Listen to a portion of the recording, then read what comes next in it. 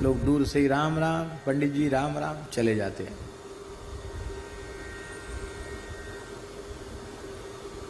अब सूर्यास्त होने का अवसर आया। शंकर जी ने कहा, देखो पार्वती, कोई निष्पाप हुए गंगा जी नहाने से? इन्हें विश्वास ही नहीं है कि गंगा जी में नहाने के बाद पाप रहता ही नहीं। तब तक एक युवा व्यक्ति आया, सीधा साधा था, लेकिन उसको विश्वास था गंगा जी की महिमा में।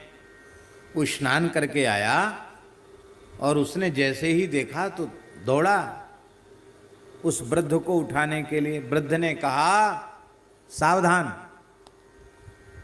यदि तुम सर्वथा निष्पाप हो तो ही मेरा स्पर्श करना, नहीं तो तत्काल जलकर भस्म हो जाओगे। मैं ऐसा तपोधन ब्राह्मण हूं। उस युवक ने हंसते हुए कहा, भगवान, आप विचित्र बात बोल रहे हैं।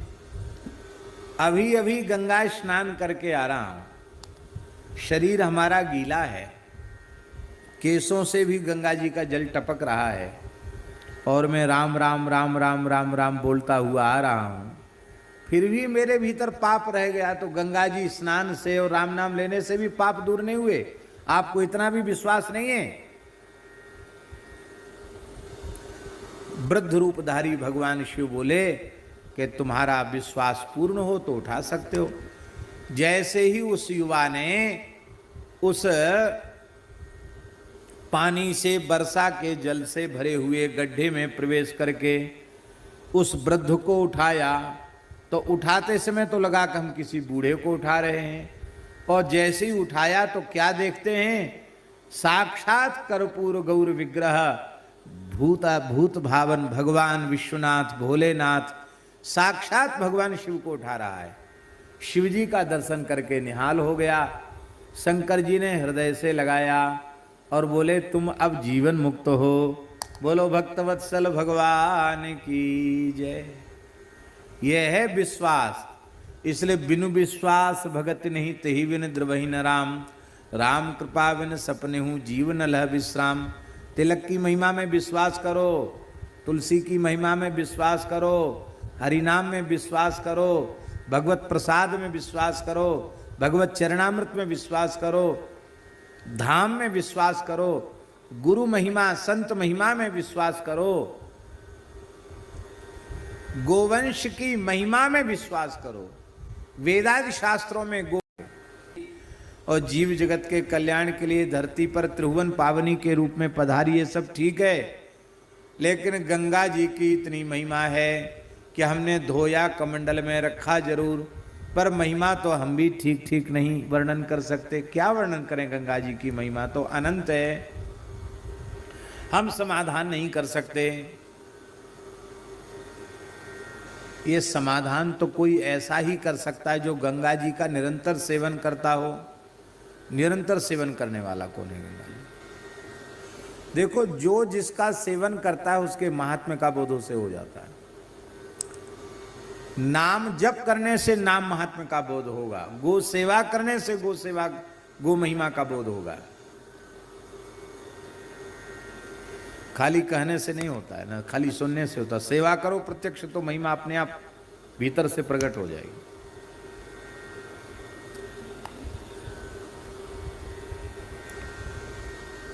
तो निरंतर गंगा जी का सेवन करने वाले तो शंकर जी हैं कि उन जटाओं से गंगा जी झरती रहती हैं, तो निरंतर गंगा जी उनके शीश पर ही विराजती है। तो ब्रह्मा जी, नारद जी और वो ब्राह्मण देवता शिवलोक चले गए। शंकर जी से पूछा, शंकर जी ने कही, भगवत चरणामृत है, इसको हम मस्तक पर धारण तो करते हैं, पर पंडित जी का समाधान तो हम नहीं कर सकते, वैकुंठ क्यों नहीं गए?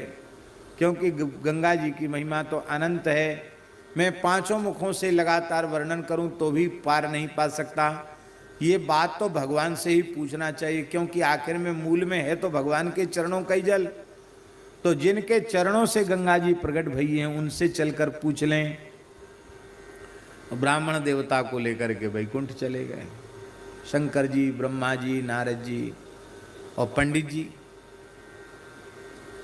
अरे आज तो सबने बड़ी कृपा करी है, नारद जी आए, ब्रह्मा जी आए, शंकर जी आए, और एक एक नया एक और महानुभाव आया आपके संग में, क्या बात है, सारी बात बताई।